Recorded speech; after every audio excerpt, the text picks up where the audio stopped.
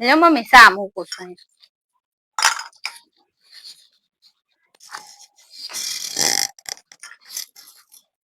જોઈ સા પી લો.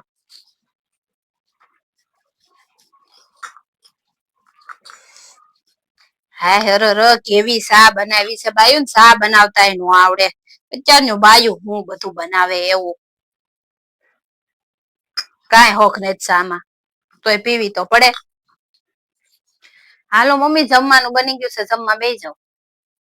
હા હર કેવું ખાવાનું બનાવ્યું છે. કઈ ખાવાનું સારું બનાવતા નથી આવડતું કોને ખબર બાયુને આવડતું હોય ને અત્યારની બાયુ કઈ કોઈને કરવું નથી નીકરું બળ પડે કામ કરતા. વહુ ના વાંક કાઢ્યા કરજો. સા દેવા આવી હતી તો સામાય વાંક કાઢતી હતી. ખાવાનું બનાવ્યું તોય વાંક કાઢશો. ખાવાનું હારામ હારું જ છે આમાં શું વાંધો છે. તોય પેલા અમે બનાવતા એવું કઈ બાયું અત્યારનું આવડે નહીં.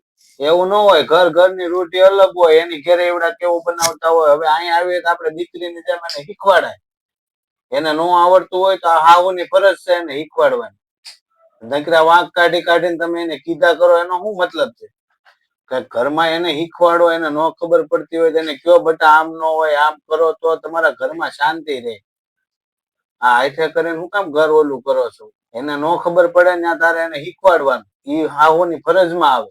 છોકરાની વહુ આવે ને પછી હાહુને છે ને એના સ્વભાવમાં થોડોક સુધારો કરવો પડે. થોડુંક પરિવર્તન લાવવું પડે.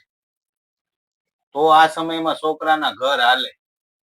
અગર આ સમયમાં છોકરાના ઘર ન હાલે તારી જેવી હાહુ હોય તો છોકરાના ઘર હાલે જ નહીં. એ સમય પેલા અલગ હતો. જયારે આપણે બધા એકલા હોય ને હારે રહેતા હોય અને છોકરાની વહુ આવે પછી એમાં બહુ ફેર પડે.